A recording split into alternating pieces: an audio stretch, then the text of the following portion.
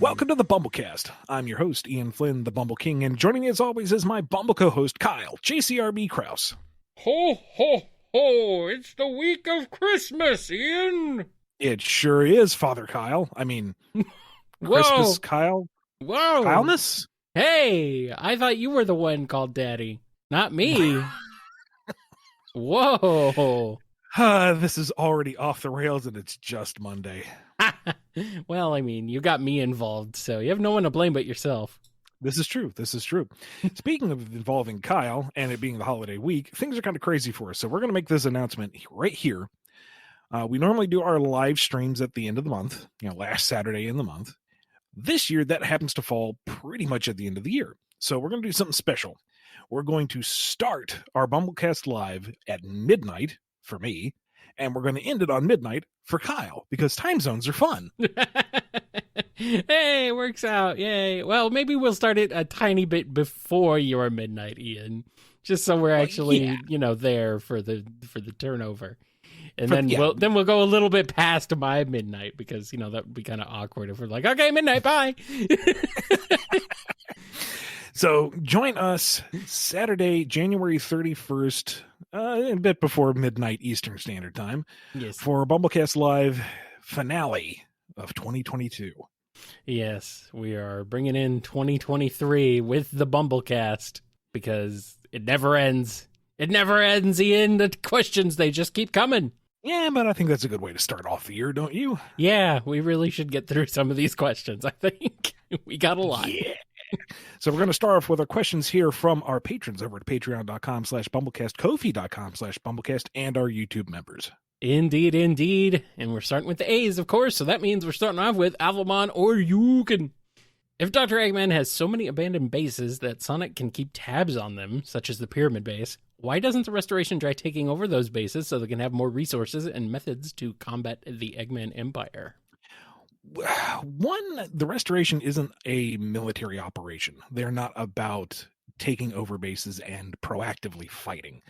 If anything, they would be looking to undo those bases and restore the natural habitat before Eggman made his mess. But that's a huge undertaking for just the Restoration, and funny enough, kind of plays into some long-term plans. So we'll leave it there. That sounds like a hashtag knowing smile to me. Here's a question from Andrew D. How do hybrids in Sonic work? For example, unless things have changed, Fang is a Jerboa wolf hybrid, and Bean is supposedly a woodpecker with a duck for a father. Are they called Fang the Sniper and Bean the Dynamite because their species are hybrids? Do hybrids come from parents who are of different species? And if so, is there a limitation on what kind of animal people can have hybrid children? I'd imagine a mammal can only breed with another mammal, although it'd be pretty cool to see something like a bird mammal one day. I doubt Sega has any interest in creating any more hybrids, though, and they probably have no interest in bringing any attention to them. If that's the case, do either of you have any headcanons for hybrids? At this juncture, I have no idea how it's being handled. Bean's parentage is also kind of a really deep cut in joke, and I don't know how canonical that is. So Fang's the only one that I feel is like a legitimate hybrid, and we have no basis for comparison beyond that, really, At least in the Archie Sonic days, that had a pretty consistent pattern of if you had two different species, you would usually get a child of each species, sometimes of the same gender, and I think there was like one exception to that because of course there was. But right now, I honestly don't know. Let's not worry too much about the birds and the bees in Sonic's world. I mean, we've only got 3 birds and 1 bee, so that's already going to be a problem. Yeah. Here's a question from Angie V. We all know Honey the Cat is the resident fashion designer, but who else among the Sonic cast do you think would have a good sewing or fashion designing skills, or even just enjoy needlework? There's a lot of inventors and mechanics, but who do they go to if they rip a hole in their shirt or need their shoes repaired? I imagine Vanilla is like a domestic wizard. Like if you need anything done, she knows how to do it. She's just like the Swiss Army knife of day-to-day needs. She's the mom for everybody. She's everyone's mom, I guess, huh? I mean, I guess technically Eggman knows how to, but the stitch work on Tails' doll is atrocious. So I guess he's just functionally good at it. Yeah. Maybe that's just he just made a robot to do it, and the robot just barely manages. I don't know how to do this. I know. I'll build a robot that knows how to do this. Exactly. That makes perfect sense. This is Eggman we're talking about. That's exactly how he thinks. I mean, I'm not saying you're wrong. Okay, good. I'm glad. I'm glad to be right finally for once. I also have no basis for this, but I like the idea of Zavok knowing needlework. Well, of course, sitting in his rocking chair with his little reading glasses, stitching up something that says "Bless this mess" to hang it over the burning corpse that he just destroyed. Yes. Sounds perfect. Sounds Live, just like laugh, lacerate. He seems like the type who would have live, laugh, love in Rob Zombie format in his house somewhere. Here's one from Batman 69 lol. If I want a writer to make one of my characters have some certain other characteristics, should I outright state it to make it like this character? Yes. If you are commissioning someone to do something and you have a very precise vision for it, be direct. Like, just straight up say what it is that you want. Now, I would advise against having your character just be a wholesale copy of somebody else. But if you're wanting that kind of voice, if you want that certain characteristic, then say this is what you're aiming for. Case in point, if you want someone as cool and as irreverent as Sonic, say such. You don't want that character to be Sonic again, because that's, copyright infringement. But if you want it to be, evocative of it, if you like that style of character, if you want that to be the template, specify that so the writer knows what you want. Well, you know what Sonic says. No copyright law in the universe is going to stop him.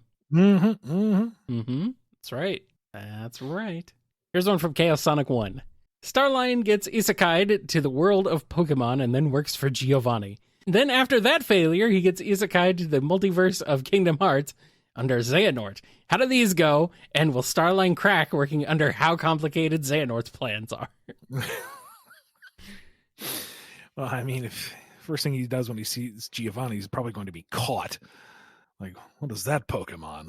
I mean, he's used to talking Meowth. He'd be used to a talking 6-foot platypus. Not 6 foot. They're only like 3 meters. Not 3 meters. Yes, 3 meters. 1 meter. 3 meters. Feet, 1 meter. 3 meters. That would make him like 9 feet tall. I think. I could be wrong. Sorry, numbers were never my strong suit. So yeah, okay. Tall talking duck man. He would assume Pokemon try to catch it, and whether or not Sonic characters can be caught in Pokeballs is a whole other question. But generally speaking, I mean, this depends on which interpretation of Giovanni we're going off of, but he was a fairly straightforward crime boss. Like, sure, he had his eccentricities, but Team Rocket was a pretty well-oiled machine. And, they're uniformed, they're overt without being self-destructive in most cases. They have a snappy catchphrase. Starline would be right at home with them. He would love it. He would be very sad when Truck-kun isekai'd him into the next universe. He's a very shiny Psyduck.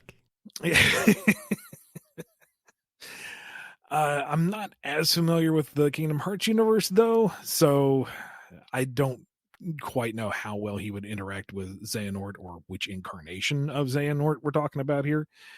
But I would get a kick out of seeing a Kingdom Hearts styled Starline. Yeah, bigger feet than usual, huh? And I don't mean like cheap out and give him just a cloak and call him, he's part of the Council of 13 or whatever. No, actually give him like a Kingdom Heartsy look with the, what do they call it? The recusant sigil, big old X on him somewhere. That could be fun. Yes. Good old Gosh, stuff. Donald, you look real funny today. Oh no. Oh no. Goofy. Duck noises, says Starline. Goofy, you're actually going to die. For real this time. Not just the made up, like, Goofy totally dies this time. No, he's gonna die for real. Careful, Goofy. Careful. Here's a question from Chonky Pancake. Hi, BumbleKast. I was wondering if there's been any word about the mandates surrounding romance in the Sonic series. Are the mandates still the same? Meaning no romance or relationships are allowed? Will we ever see any form of romance at all in the comics or the games, even if just hints? I think many of us are curious about this. The present corporate guidelines have not changed, no. If they do shift, don't expect it to be some kind of press release, big announcement, ticker tape parade. They can now snog. It'll just be a shift in the media, and you'll see more openly romantic relationships. It is what it is right now. Yes, nobody's kissing yet, at least not in the official media. In your headcanon, you can have anybody kiss whoever you want. That's up to you. Oh, yeah. But, nah, not officially.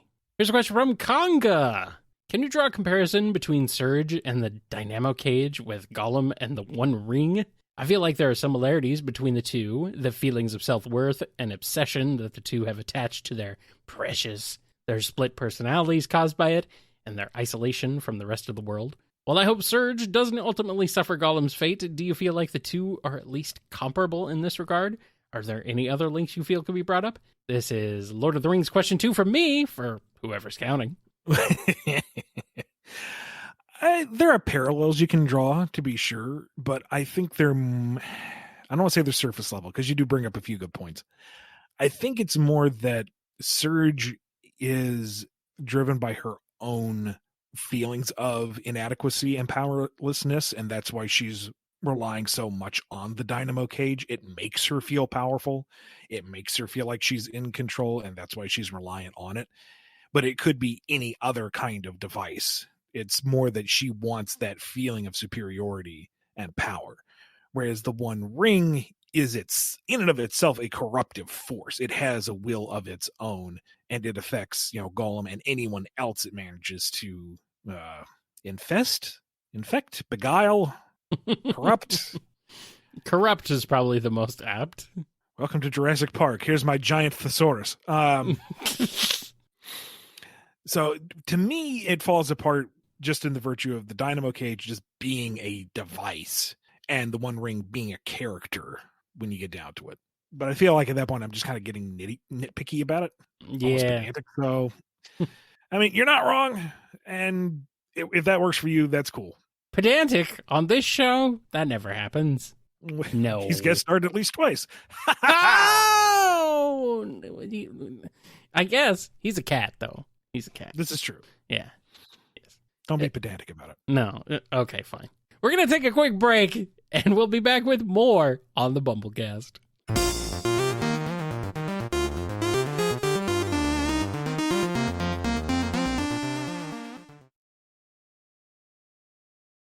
And we're back. We got a question here from Dove. Ian, would you ever want to write out a Metal Sonic arc, like a mini-series or arc that focused primarily from Metal's perspective? Not Neo-Metal, regular Metal. What kind of story might he go through? Would Eggman let him keep his memories of the adventure, or just delete them once his boy got home? It would be a challenging story, especially one to do a whole arc on. Because Metal Sonic is very, very limited in his emotive range by nature.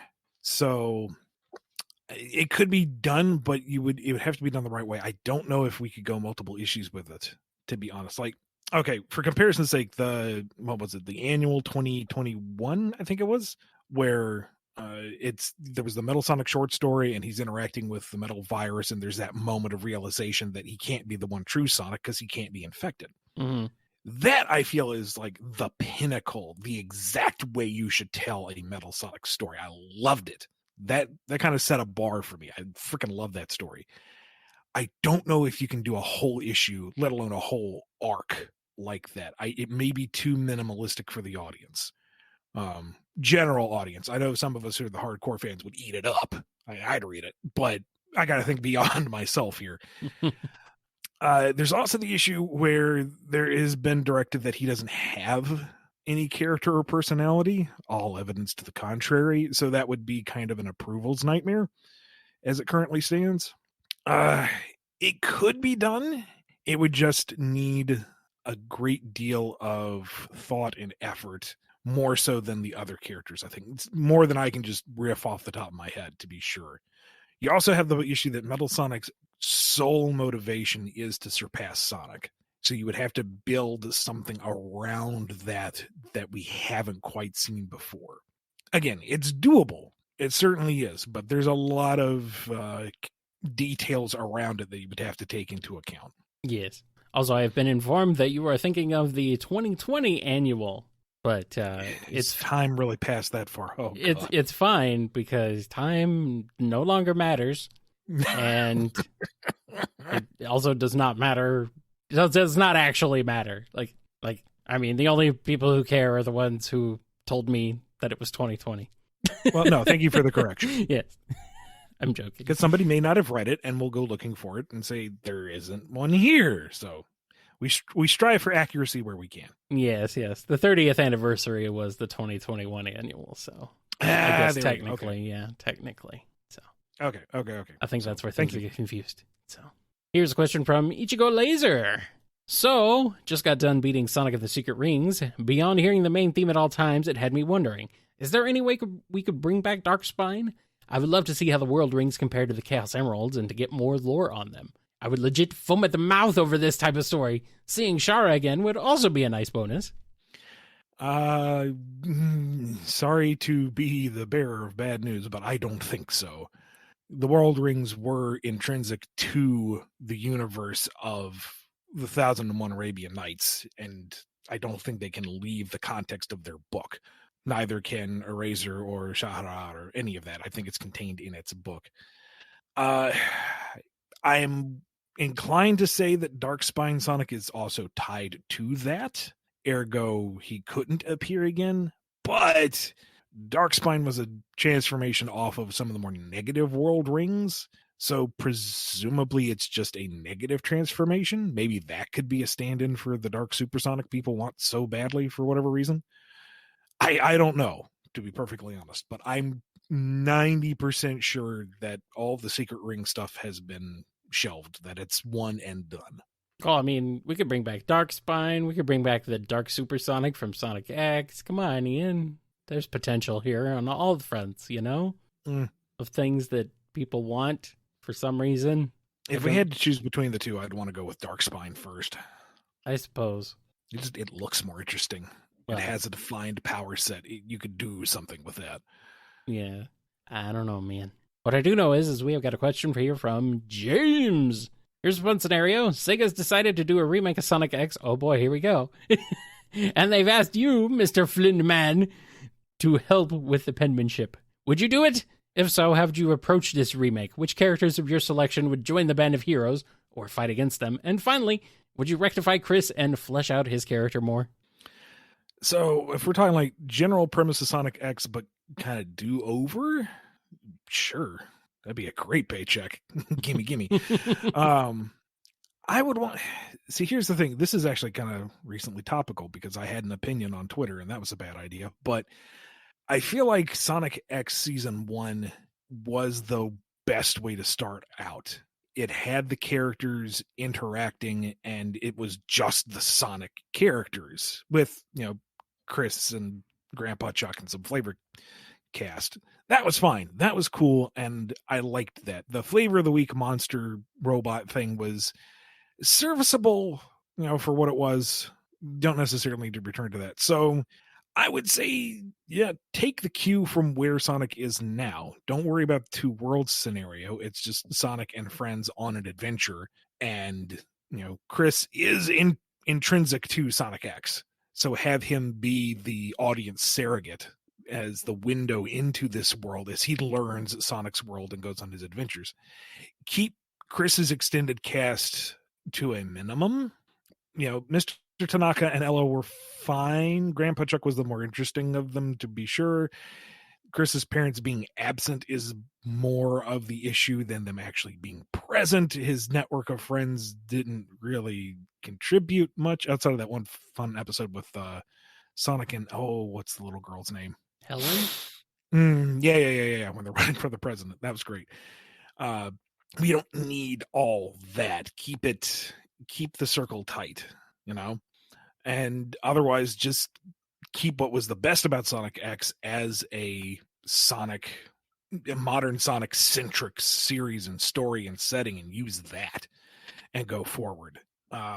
Don't do the adaptations like season 2 did, because those were pale imitations of what came before. The best thing about season 2 was using Garcia and Mr. Stewart to expand upon the Ark incident. That was about the only time that the human cast really benefited to it.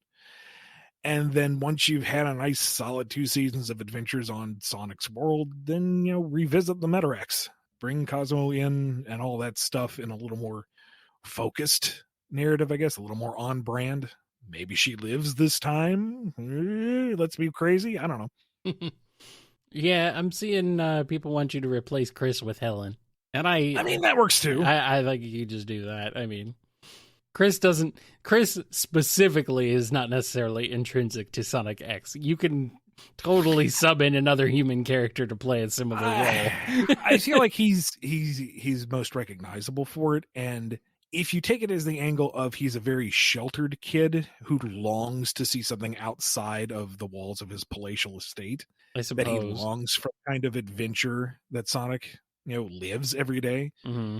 And he's a bit of a fish out of water, so he needs to be rescued, or he can be afraid and illustrate the heights of the perils that Sonic faces. Like any normal human being, aka Chris, is like, oh my god, you can't fight that. And Sonic's like, yeah, sure I can. And use that to further illustrate and get into Sonic's world. It's certainly feasible and doable and workable. Yeah, it could be done, but why? It works well enough for me. Chris, I'm thinking more like early season 1 Chris, where even in the 2 world scenario, he's there to, integrate Sonic into his world, and Sonic is there to, show him how things are done his way. That worked fine. Mm-hmm. I think where everyone gets pissy about Chris is towards the end of season 2, when he becomes more self-serving and self-centered and selfish and literally world destructive because of it. I suppose that's what most folks remember. And then he's kind of forgotten in season 3 because he's competent when they're doing the world hopping stuff, and then he just kind of fades into the background for the rest of it, and Cosmo takes center stage. Mm-hmm. Which is nothing against Cosmo. She's the more interesting of the 2. But, Mm-hmm. More season 1, and then maybe have Chris have a more positive character arc by the end of it. Let him grow in positive ways instead of regress at the 11th hour. Okay. I guess you can do that. I guess I'll allow it. Here's a question from Judas K. After some pestering, Surge finally introduces herself to Sonic. Would you say the tradition of calling oneself Name the Species is keeping in line with game tradition? Or in Sonic's world, is it more of a cultural thing, i.e. with Vikings like Eric the Red, or just first name, the last name? Or are some so unique in appearance, they just prefer to announce their species to avoid confusion? Like, so Sonic would be like, oh, a Tenric. That clears things up. I like to think that there's other hedgehogs and Tenrics and critters around, so that's not really an issue. I think it's just, at least as far as I consider it, it's just how they are. That's just how the world works. Some people are named Amy Rose or Maria Robotnik, and some people are named Sonic the Hedgehog. That's just how they are and how they're introduced. And you don't have to go by their entire given name at any point. It's just Sonic or Surge or Amy. Yeah, I don't think you have to think about it too much. It's just branding. Here's a question from Lunch Billion. We all know Sonic is a skilled pilot and race car driver, but does he have a forklift license? And is he patient enough to operate it safely? Oh, he's not. And he'd be out there racing Shenmue. Oh, yes, he would be racing Shenmue. Yes. Yes, my favorite character. My favorite Sega character, Shenmue. No, Ryu. Gummit. He'd be racing Shenmue style is what I meant. Clearly. Obviously. Yes. Well, it's a holiday week. My brain is reduced to figgy pudding. It's a miracle I'm coherent. You fake Sega fan. Hey, now, I love playing a Shenmue on my Nintendo game box. Nintendo Game Box, yes. Oh man, it's like Metroid. Why can't Metroid crawl?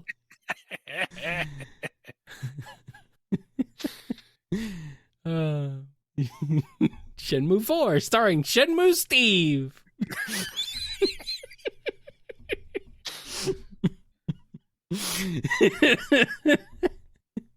Does Sonic have a forklift license? No, of course not. He doesn't have a regular license. What do you take him for? I don't even think he's got a plane license or a car license. He just flies and drives. He doesn't even have a permit for those shoes. What are you going to do? Arrest him? You saw what happened the last time that happened. Jumped out of the frickin' helicopter. Exactly.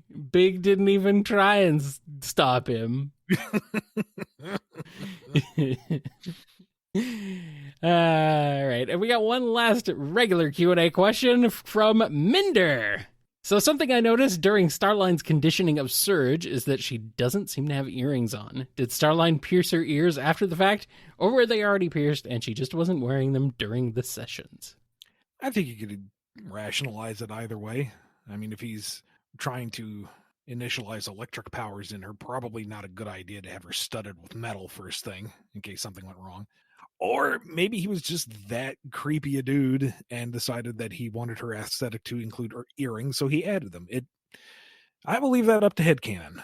Just how awful is Dr. Starline? That's up to you. Well, I mean, he's pretty awful. I mean, yeah. All right, let's jump into the Frontiers spoiler zone. Warning, if you have not played Sonic Frontiers, well, hurry up and get on that. But also, don't listen any further. We will see you next time. But if you have played Frontiers or you don't care about spoilers, stick around and listen, because we got one last question, and it's from And Tails. Hey, Ian, I know you mainly wrote dialogue and character interactions for Sonic Frontiers and didn't have as much say in the overarching story, but I'm curious of your thoughts on the parallels fans have made between Sonic Frontiers and Neon Genesis Evangelion. Having watched the show earlier this year, I definitely felt Evangelion vibes with the Titan designs, the character Sage, who shares an English and Japanese voice actress with Rei Ayanami, and even to a limited extent, the scenario leading to the Ancient's demise. Do you feel the folks over at Sonic Team were heavily inspired by Evangelion when developing the aesthetics and story beats of Frontiers? I mean, if it looks like a duck and it quacks like a duck and it explodes into orange tang when its AT field fails like a duck, then it's probably and it's probably Dr. Starline. Wait, no, hold on. That wasn't present in any of the material I was working with. It was something I was aware of when I was working on the project, but the parallels are kind of there, so I can't confirm, but it seems pretty evident. And Sonic's done this all the time. I mean, Super Sonic is Super Saiyan, the Death Egg and the Death Star. We hear all day. So it's having some overt parallels, yeah, that seems pretty much on point. I wouldn't look any deeper than the surface level, though, because that wasn't it wasn't intended in my writing, to be sure. And I don't feel like you can really find any greater thematic parallels with like the end and the angels and all that jazz. Nah. Well, maybe. Nah. All right, we're done. We are. But before we go, we need to give a big thank you to all the patrons over at patreon.com/BumbleKast, Ko-fi.com/BumbleKast, and our YouTube members. Big thank you to Daniel H., James K., Jennifer R., John B., Robotnik Holmes, Sam Cybercat, Samuel P., Torchbound, Mike B., Dave M., Andrew D., Salute Your Cat, Coupling Crew 128, Jay Frost, Do As Diz Din, Hero of Light 13, Professor Scruffy Matt, Noni, Chris A., Sony, Triforce Riku, John M., Jeb, Yami M., Fiona M., Lee H.K., Lisa M., Ben Wolfsbane, Sonic, Chevelle, Scurvy Pirate Hog, Keeper of Monsters, Axis Arc Fighter, Xanderoni the Painter, Tick Tick, Jonathan D., The Name is X, Nimerick, Godzilla, Nondle, Quaggle Gaggle, Starlight Set, Cameron H., Justin S., Twilord, Ava Arctic, Dove, Alex GS, Just a Mountain Soul, Dabbler the Dalek, Sonic Legacy, Chaos Sonic 1, Pedanti Cat, The Discan, Red the Supernamic, Les, Jennifer H., Chad, Jolene B., Alpha Mono Ryukin, Ink Thinks, Joshua S., Omega Watt, Dapper Shinks, Of the Stars, Preston M., Noah S., and Tails, Sonic 84, Kojiro Highwind, Awesome Cakester, Supersonic Fan, Derusiful Radry, Yuma221, Chase L, Callan Q, KJB, Red Wolf, Wild 48, Nova Polyduo, Chaos Shadow, Miles the Prower, Navarre, Exidel, Agent Kaz, Four Sonic Fan, Rhythm Raccoon, Puppy the Scholar, Pigdan 20, In Zephyr, The Marble Gardener, Mox, Miggy Sawdust, ONBD, Tenista James, Indabin, Oz James, Shimmy M, Curly Quills, Angela V, Vlad Crooker, Wildcard 717, Z Broadcast, IPC, Smiley 21, Sammy S, Bushmitten, Michael P, Sterling Sonic, Jack C, Wheelie Doe, Sandra B.H., Conga, Rocketman, Windskull, Supernova, Superior Pizza Sonic Page, Delta God 77, Thickoff, Philippus Cold, The Crucified Devil, Loop D Loop, Omega Man 21, Lacey M, Dominic the Raccoon, Planet Breezy, Caswell, Mr. Murderbird, The Giant Murdering Bird, Unity, Kedrian, Lori L, Native Nerd 27, Jason G, Cody G, Lucky Lychee, Will the Prophecy Come True, Tetsu Knife, Ultra Guy, The ID Card, Phil C, Jonathan F, Hip Kid Brick, Levi C, Crowbo, Nils, Sonic Mania 2099, Hadronis, Noob 600, Salato 02, Paley, Bug Party, Guts, Danny the Light, True Cosmic Digilab 79, Zapon Sirion, Sonic Bot, El Technopada, Buttered Noodles, Miles Prower D, Frost the Hobbadon, Metamode, Wheels 282, Hedgehog, Jamal S, Lunch Billion, Snow F14 Me, Sprites Forever, The Internet Person, UU, Z Cartoonist, and Way Past Ordinary. I'm convinced that at least some of these names were made deliberately to make them more difficult for you to read, Ian. I think people are actively trying to sabotage you now. That's just terrible. How could you do that to him? The only way that they can challenge me is to become a patron over at patreon.com/BumbleKast, Ko-fi.com/BumbleKast, or become a YouTube member, in which case, joke's on you. You're paying me to challenge me. So bring it. Thank you, everybody, for your support. And wow. Just can't believe it. So many names. We will see you Wednesday for more Priority Q&A, and then, surprise, surprise, we're going back to some standard Q&A this Friday. Oh, it's a Christmas miracle. Be good to yourselves, be good to each other, and we will see you next time on the BumbleKast. Bye-bye for now. In the meantime, we're going to be Oh, no, Kyle blew a tire.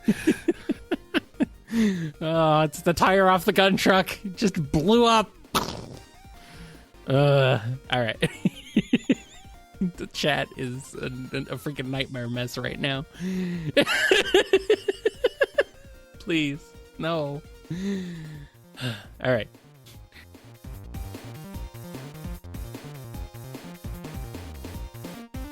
You've been listening to the BumbleKast, a co-production of Bumble King Comics and the KNGI Network.